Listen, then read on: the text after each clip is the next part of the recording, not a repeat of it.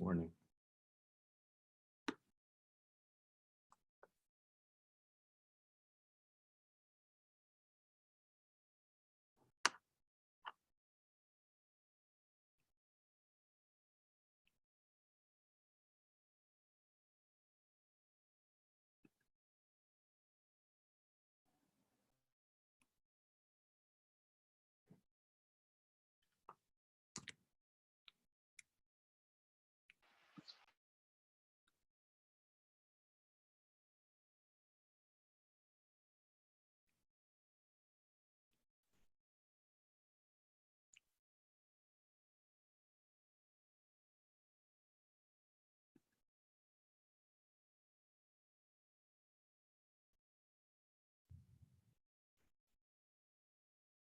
Hey, everybody. Good morning. Good morning. Good morning. Good morning. Wait one more second here. Okay. All right. Very happy to see Neha Alawalia here. We figured once she got her fellowship in interventional cardiology, we'd never see her again. No. Just kidding, Neha. Okay. Let's move on to our first tracing today. Okay, this is a 20-year-old who had WPW. This is an EKG obtained in the clinic the next week after. Based on this EKG, do you have any thoughts about where this accessory pathway was likely located?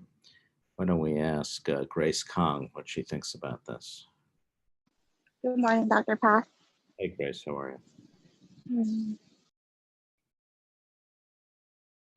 This is sort of a silly question, honestly. It looks like our PR is on the longer side, so near the AV node. That's exactly right. That's the point I'm trying to make, is that if somebody tells you they had WPW and you don't have the before EKG, but you have the after EKG, this is highly suspicious for a pathway near the node. So I'll remind everybody, this is a drawing or a photograph with some cartoons on what the triangle of Koch is, which you remember is bordered by, what is the borders of the triangle of Koch, Grace? The tendon of Totaro, the tricuspid valve, and the crista termini. Sorry, I don't remember the. No, almost, got 2/3. So it's the anterior leaflet of the tricuspid valve, the tendon of Totaro, and the mouth of the coronary sinus. Okay. And again, the triangle of Koch is where the AV node is thought to, is usually located. And it's a very tiny area, as this cartoon suggests. And this is a drawing from someone's demonstration of what they believe is going on in what do you call it, AVNRT, where you have a slow pathway coming down, retrograde fast pathway. And remember that when we're doing AVNRT applications, we're trying to burn down here and affect the slow pathway. But the point of this little cartoon is to show that if you have a pathway that's very close to the compact node, it's a very small area and there's very, very unforgiving. And ablations near to the AV node are always fraught with risk for heart block. And a couple of years ago, we wrote a paper on ablating accessory pathways in this location being the anterior septal region, although the mid-septal region, which would be an area sort of around here below the His. Typically anterior septum, we're talking about this area here, but could be also down below. But anterior septal pathway ablation is challenging. And as some of you may have seen, my personal approach is to try to ablate from the superior approach, from the right internal jugular veins. You can see that the catheter is coming down. There's the LAO, and this is the His catheter, RV and RA. We see how close these signals are. This is another example of what it looks like. We're talking, presumably there's a His being recorded on the distal His catheter. So we're very close to the AV node His Purkinje system when we're ablating here. So it isn't hard to understand why it is that we might get heart block. And you can see that typically this would be the signal seen on the distal ablation catheter. So this large first signal would be the atrial depolarization, and the second would be the ventricular electrogram. So there's, we don't know exactly where the V electrogram starts, probably somewhere around here, but the point is there's no isoelectric period between the two, suggesting that you're very close to the accessory pathway at the site where you're putting your ablation catheter. This approach has proven to be very effective. You can see here in this study that we did, we had 16 patients, and I think we were successful in all but, I think all but one, yeah. This patient right here, of course, he had, thankfully, a high-risk pathway, but nobody had any complications as a result of this. And we were able to use RF current in all but 2 of the patients. So another approach to this area is to ablate in the non-coronary cusp of the aortic valve, which if you look at a CT scan of the heart, you'll notice that the non-coronary cusp sits immediately on the other side of the anterior septal region. And that has been demonstrated also to be an area that might be safe to ablate accessory pathways in the anterior septal region. Some people use that as their go-to approach. And interestingly, when you look on fluoro at those ablations, they look exactly like this.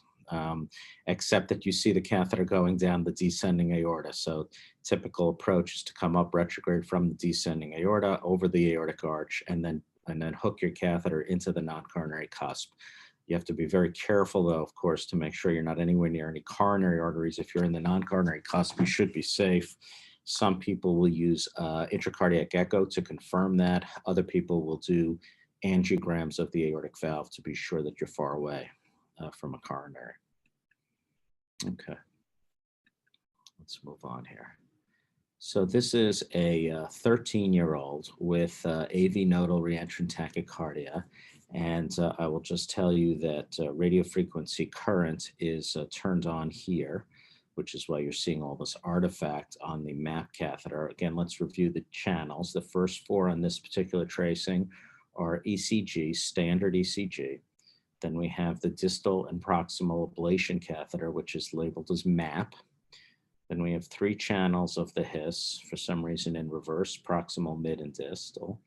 And then we have CS channels, which seem to be not present for some reason. And then finally, RV apical channel. So why don't I ask Perna, what's going on here, Perna, during the delivery of RF current here for, presumably, if it's AVNRT, the ablationist is performing a slow pathway modification. Good morning, Dr. Bass. Good morning, Perna. So if I look at the surface EKG, if we look at V6, we have initially a P wave followed by QRS. And as we progress after the second QRS complex, after the second T wave, there is a deflection, and then again a P wave and a deflection, and that's where we turn off the RF. Well, let me just say that the RF is on all the way until the very end. It's hard to know that because I didn't label that, but assume the RF is on the entire tracing from the moment from this point onward. I'm sorry, that wasn't clear. I apologize. So, and then if you come towards the middle of the strip, I can see that the P wave PR interval has shortened significantly, and I don't even see P wave in this subsequent one. Are we conducting through like the fast pathway at the time? Well, that's possible, Like, but no. I will plainly answer. So why don't you look at the, so you are absolutely, I'm very impressed that you chose to first look at the surface ECG, because very often appropriately, as you're noticing, the answer is in the surface ECG, and it is actually in the surface ECG, but you can also use the intracardiac. Particularly, you can use the His channel. Is there anything that you're noticing is happening in the His channel? Yes, the age interval has shortened significantly, That's and that's correct. what we see in the surface EKG as well. So when we're And burning near the AV node, right, we're always mhm, worried about the AH lengthening, right? mhm, But yes, what would be a potentially dangerous thing where the AH is shortening? And I agree with you, the AH interval is shortening as we go from the left side here to this side here. Um, what else could be going on? So I'll stop playing read my mind here. Uh, basically, so again, let's look here. This is the A, the H, and mhm, the V. You can see my arrow here, A, H, V. mhm, Then, as you said, AHV. And I think I agree with you that on the surface tracing, the P wave looks exactly the same in the two beats. Then we have AHV, but interestingly, this P wave mhm, is not the same as this.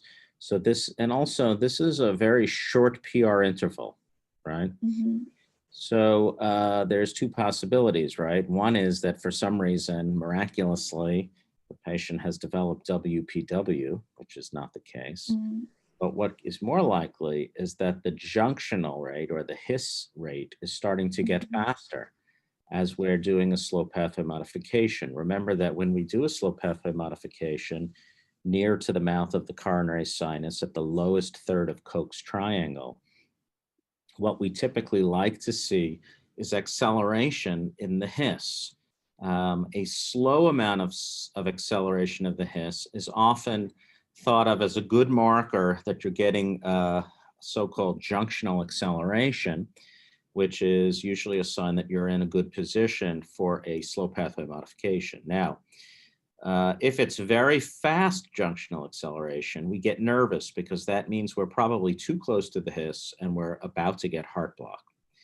So, but this is obviously substantially faster in these beats than the sinus beat, probably getting to the upper limits of how fast we would accept the junctional rate to be. But what's happening is you've lost the P wave here in the surface ECG, and that's because the patient is in junctional rhythm. Essentially, the delivery of RF current to the slow pathway area has caused acceleration in the His bundle to fire at a rate faster than the sinus rate. And therefore, the AH interval shortens until finally the His is preceding the A. Does that make sense? yes, Now, what a lot of electrophysiologists will say is that if you see ventriculoatrial conduction in the setting of junctional rhythm, so this little cartoon, let's assume here that you're burning, and let's say this is mhm, the His bundle, okay? So the His mhm, bundle is accelerating, and it's sending an impulse retrograde to the atrium and antegrade down the His-Purkinje system, the two bundles, mhm, okay? So theoretically, what people often say when they're doing a slow pathway modification is that if they can see ventriculoatrial conduction, so meaning from the His to the A or His A, then they can assume that the AV node is working in the opposite direction. That, in other words, because if this is the bundle of His, and let's say this is the AV node, then basically what we're saying is that in junctional rhythm, you have VA conduction through the AV node, right? Or His A conduction through the AV node, and His V conduction through the His-Purkinje system. And so you should have, um, and so if you can go retrograde from the His to the A, the theory is that you're going through the AV node. And so most electrophysiologists would say that if you see a His, a V, and an A, that you can feel reasonably confident that you have antegrade AV nodal conduction. Um, We, however, do not agree with that because there are rare patients who have ventriculoatrial conduction but have atrioventricular block. In fact, it's so common that most pacemakers for people with complete heart block, obviously, have a feature that is intended to prevent ventriculoatrial conduction through the normal node, allowing the atrial wire to sense the A and then accidentally pace the V, meaning that you would have essentially a pacemaker-induced tachycardia. And there are mechanisms that pacemakers have to prevent that. But the point is, they wouldn't put that feature into a pacemaker unless it was possible that you could have VA conduction, but not have AV conduction. And so what both Dr. Love and I do, as soon as we see junctional rhythm, is we pace the atrium at a rate slightly faster than the rate of the hiss. And the reason that we do that is because we want to confirm that at all moments that we're delivering radiofrequency current, that there is proper AV conduction. Now, the disadvantage of this approach is that we cannot tell if there is junctional rhythm underneath. And so what normally both of us do, because we were both trained by the same folks, is we will go on with RF current. We will see that there is some junctional. We'll come off as soon as we see 2 or 3 junctional beats. And then we will pace the atrium at a slightly faster rate in order that during the delivery of RF current, we can confirm that there is normal AV conduction at all times. Now, sometimes what happens is that despite the fact that we're pacing at a faster rate, we will not be able to keep up with the junctional rate. And if the junctional rate is much above about 130 to 150 beats per minute, probably that means you're getting too close to the good stuff and you should back off, and you probably need to be ablating somewhere else, because that again is a suggestion that you're too close to the bundle of His. You're risking a fast pathway injury or His-Purkinje injury. So anyway, I just wanted to clarify this point because a lot of you have probably seen this when we're doing AVNRT ablations. As some of you know, I had a string of about, it seemed like 7 or 8 AVNRTs in a row in the last couple of months. Okay. Alrighty. What is wrong with the pacing on this tracing that we're looking at? And I am going to ask our intensive care doctor, Nivi, since she, this is from our ICU a couple of years ago now. What is wrong here that we're seeing on this tracing? This is, I'll just tell you that this is a post-op patient who is being atrial paced. It looks like there are beats that are not being paced, and they're just happening spontaneously. And so there's intermittent pacing. The QRS looks a little bit more widened. It looks like the patient isn't abnormal or like a bit Okay. All in right. a widened rhythm without actual like the pacemaker in the sense possibly. So, Nivi, I can sense you're in the tundra of Alaska. I'm going to ask you to mute yourself, and we'll talk about it. Thank you. So you're correct in saying that the QRS is wide, and I'm only showing this. There's actually nothing wrong with the pacing on this tracing. What's wrong is the modality of the monitor. So this pacemaker, this monitor has so-called pacemaker modality turned on. And so in that setting, what the device is doing is it's looking for a high frequency pulse of energy as is seen from a pacemaker, and it then augments it on the screen. And the theoretical benefit of this is that it makes it clearer to the bedside nurse and the bedside doctors and care team when the patient is paced or not paced. But the problem is that it's often inaccurate in its sensing of this activity. And so it appears from this as if some of these are paced beats and some of them are not. Now, it is possible that the patient's intrinsic atrial rate is so close to 145 that some of these are paced and some of them are not. So it's possible that this is correct, but I can tell you, having been standing near the bedside when this was occurring, that the patient was 100% paced at all times. The patient actually had a history of jet after surgery. And this is atrial pacing. And what's happening is that the pacemaker modality of the monitor is intermittently undersensing the pacing of the pacemaker. And so it's throwing in some pacing spikes sort of randomly along the tracing. And I find this very confusing. And for that reason, I'm not a big fan of that modality. George and Scott have always been big fans of it, but I think that the problem, in theory, it's a great modality because in theory, it makes it much easier for the bedside team to know what's going on just looking at the monitor. But the reality is that this type of tracing is very common when you turn that modality on the monitor. So I'm not a huge fan of this. Gotcha. Thanks, Dr. Pass. Sure, Nubin. All right. This is an unusual, so this is a Bardi tracing. Bardi is a company that makes ambulatory monitor stickers similar to Zio. This was from a patient of mine who had this monitor placed at another center. And theoretically, this particular brand of tracing claims that their ability to discriminate P waves is marginally better than a Zio. Unclear if that's true, but that's the case. That's what they say. So why don't we ask Uzo Obiaka, Chief Fellow, what you think is going on here in this unusual tracing? Good morning, Dr. Pass. Good morning, Uzo. So at the beginning of the first half of the strip, we seem to be in sinus rhythm. The heart rate is about maybe 100. Okay. And then when we look at the second half of the strip, our heart rate seems to have sped up. It's now about maybe a little over, maybe like 180 to 2.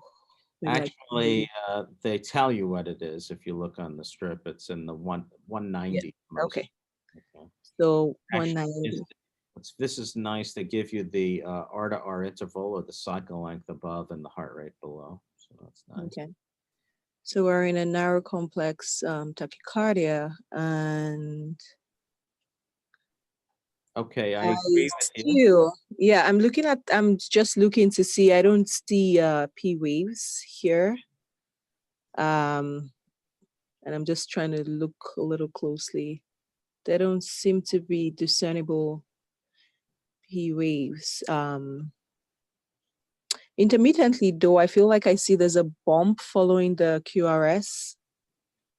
Well, let's look at this. So what's curious, isn't it, is that this rate on the right-hand side is virtually exactly double the rate of this side.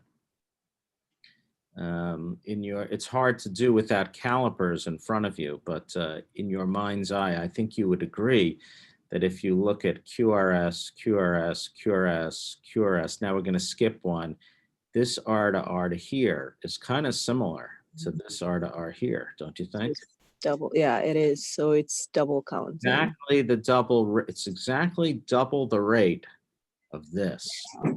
So although it's certainly possible that one can have a tachycardia, I agree with you, there is some kind of tachycardia going on the right side of the screen. Although it's possible that you could have a tachycardia that is exactly twice the rate of the so-called sinus rate. Is there any other possible explanation for why? So that's the first possible explanation, is a patient's in sinus rhythm and just goes into some kind of SVT. That's possible, although I didn't give you the age of this patient. This is actually a 5-year-old. So this is a somewhat slow SVT, right? The heart rate of 190s is, right, more likely. If I told you that I have a 5-year-old who has a heart rate of 190, you would probably guess, just based on that statement, that the patient's in sinus tachycardia. Yes. Mm-hmm. So is there any way that you can conceive of this being sinus tachycardia? So, again, whenever you're looking at a tracing, always ask yourself first, what is it that I think is most likely the patient would have just based on the epidemiology, the age, et cetera. So if I said to you, well, I got a 5-year-old who goes from a rate of about 95 to a rate of 190, well, the 190 sounds like sinus, 95 sounds like sinuses. There's some possible way I could invoke sinus as the cause of this. Definitely. So I mean, he's 5 years, so his sinus rates can definitely go to the 190s. So Right. I mean, it's also But it is odd, right, that it goes instantaneously from a rate of about 98 to a rate of 195.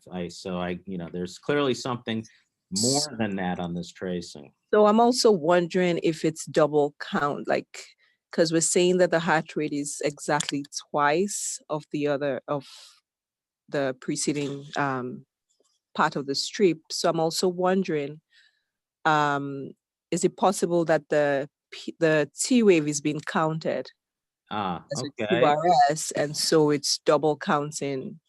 That's an interesting theory. I like that theory. It's wrong, but I like it. Because Sometimes we see that. Sometimes when we You're have like artifacts, we see that commonly in the ICUs. absolutely. Always have to wonder if I'm trying to trick you with artifact, because it is not beneath me to do that. But I think that if you look at the tracing, it certainly looks like these QRSs look very similar to these QRSs. So I don't obviously see something that, in other words, if you didn't see the left-hand side of the screen and you only saw these beats, I think you would agree that it looks like a rate of 195 or so. So I'll sort of stop torturing you, even though you're doing a great job. What's actually happening here is that this patient on the left-hand side of the screen is in 2-to-1 heart block. And so you see these very pointy T waves. This is a very unusual looking T wave. This is actually a P wave superimposed on the T wave. Here's the other P wave. Now you might say, well, how do you know that? This looks like artifact. It's on every single beat before. You've got like 7 beats in a row here where the second P wave has exactly the same PR interval on every one. Now, is it possible this could be isosynchronous? Maybe. But really, what we're seeing here is a P, P, P, P, P, P, P, P, but this is 2-to-1 block that then immediately goes to 1-to-1 conduction. So it's a very unusual tracing. This is a young lady who I have seen intermittently. Another cardiologist follows this patient, but this patient has, so if they're going from 2-to-1 to 1-to-1, Uzo, what would you call this type of block? What degree block is this? It's a second degree AV block. Right. It's a second degree heart block, and it's, is it Mobitz 1 or Mobitz 2, do you think? It's hard to tell if you have a 2-to-1. It could That's be true. either. That's true. So in second degree block, right, we say either you have Wanky Bach, you have Mobitz 2, or you could also say someone has 2-to-1 block. But 2-to-1 block is certainly either Mobitz 1 or Mobitz 2. Usually it's Mobitz 2, but we don't really know without a His catheter. So you could say second degree heart block with 2-to-1 block. You could certainly call it that, or you could call it probably Mobitz 2. So this patient is an odd patient in that she tends to, when her atrial rate accelerates, her AV node clearly can't keep up. And so if you actually had calipers, you would see that this P to P interval is ever so faster than this P to P. So basically, once the atrial rate falls a little below 200, she starts to be able to conduct 1-to-1. Now, normally people don't do this. Normally patients, when their atrial rate gets fast enough, they'll start to Wanky Bach, but they won't go straight from 1-to-1 to 2-to-1 or 2-to-1 to 1-to-1. So this is a patient with an odd form of heart block, and we don't really ever know what to do with a patient like this other than to monitor them in an asymptomatic patient. So this girl, young lady, has this type of monitoring, either a Barty or a Zio or even a Holter every year, and remains asymptomatic. But wonder if this patient will end up needing a pacemaker. You kind of think they probably will be. And we don't have a good explanation in this particular case as to why she has this type of heart block, but I just thought it was an interesting tracing, so I would show it to you. Okay, let me move on to this one. So here we are with some ventricular pacing, and I see Dr. Babia is on the line. So let's just go over the tracing, the channels again.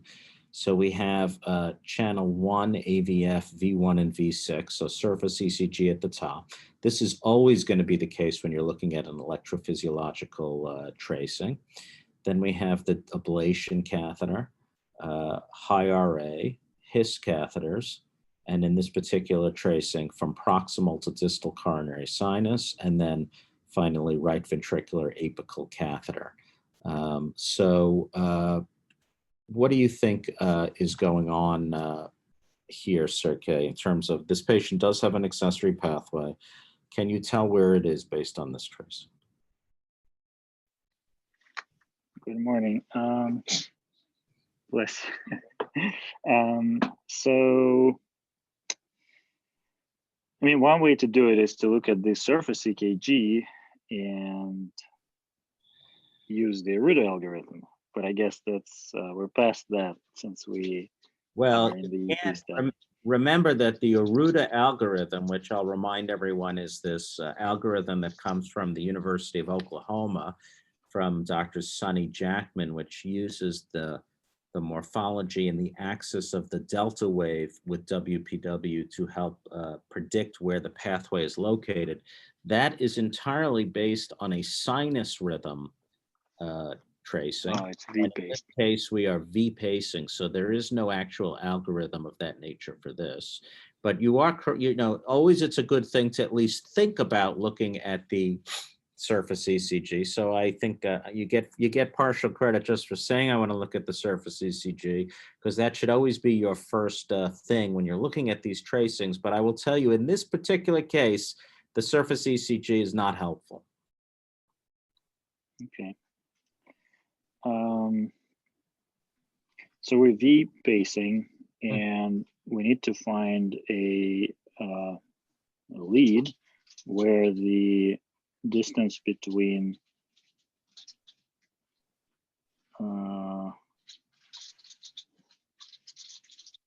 if we're V-pacing, we are conducting retrograde through the accessory pathway, or we're not? We are. We are. I will give you that data. So then there is evidence for that on this tracing. Right. So the shorter the distance between the V and the A, that means the closer the accessory pathway is to that spot. Agree. Right? Absolutely correct. Correct. So I'm always confused with this lead. So let's see. These, I'll just tell you, these 3 beats are the most revealing. Right, right. So in the coronary sinus, from proximal to distal, I see that there is AV. Remember, we're V-pacing. V-pacing, right.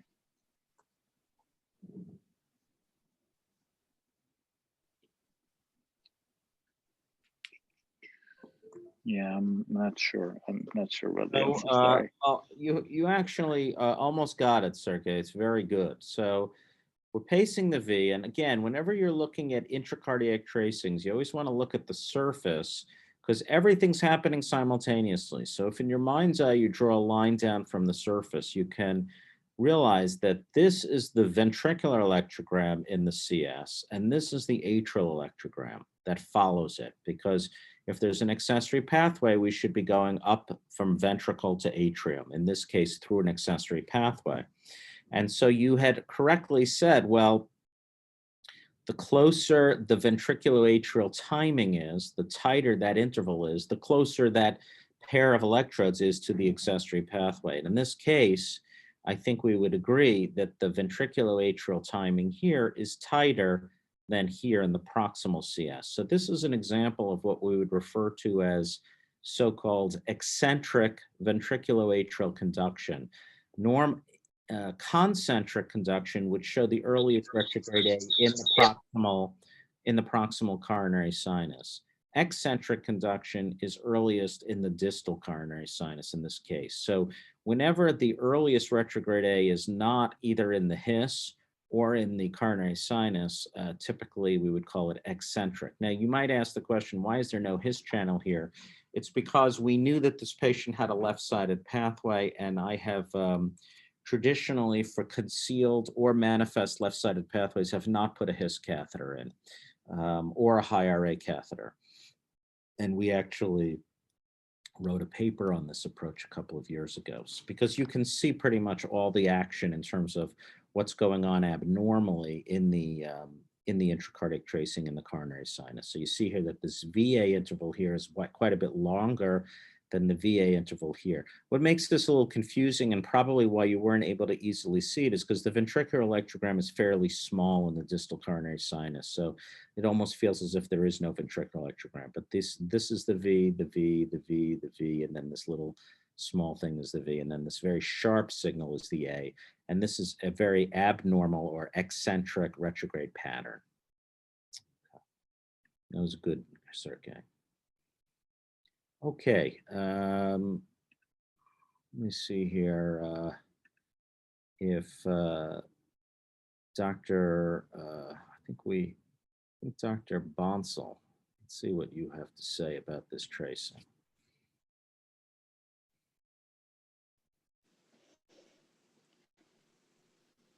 So I'm looking at the top two traces. These are different times, but simultaneous V1 and V5, right?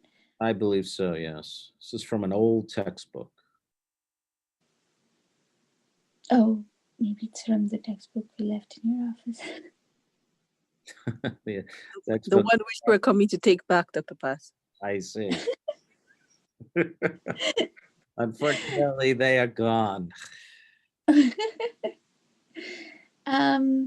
So I do see that there is long PR interval in V. There's a long PR interval in V1. Where are you looking, Perna? Oh, I'm So in the 620 tracing or the 440 tracing? 439 tracing. If I look carefully when we start, the first P wave with a long PR interval followed by a QRS complex, then a T wave, and again a P wave, a deflection which seems like it could be a P wave, and then there seems to be, I think, right bundle branch block, which is why we have this widened QRS complex. Okay, so let's stop there. Why are you saying it's a right bundle branch block, since you used that term? Is that a normal QRS morphology for a right bundle in V1? So there is, actually, I'm sorry, I should said left bundle branch block, because right. So normally, go ahead. I'm sorry. Yeah, because there in V1, first it's conducted towards the right ventricle, so that is appropriate. That's not broadened, but then later on when it's going toward the left ventricle, which is the negative deflection in V1, that is broadened, and also at the same time it's at the V in V5, so I would say it's left bundle branch block. Right, and most pacemakers, most V pacemakers that are placed transvenously are going to usually have a left bundle. Not always, but for a standard single ventricular lead pacemaker, you often will have a left bundle. That's true. Oh, okay, got it. So, I don't think this is actually sinus. I mean, are you trying to say that this little thing is a P wave here before each QRS, or are you saying that this is a P wave with a very... No, the first one that you pointed, the tiny deflection, it seems it could possibly be, I'm not sure. I think it's possible, but I think this is more likely just a single chamber V pacemaker. I think. Okay. But you could be right, Purna, but I don't think so. I think this is just VV pacing. Because in the Especially since- tracing at Go ahead, sorry. go ahead. All right. Now, I was just going to say, especially since it's coming from that very old book that you guys were kind enough to give me, when dual chamber pacing was very uncommon at that time. But in the 6:20 p.m. tracing, though the P wave looks very prominent in the ones that is conducted with the narrow QRS complex. And then again, it seems like the ventricular pacing, it starts capturing ventricular pacing. And then towards the end, after the two paced ventricular beats,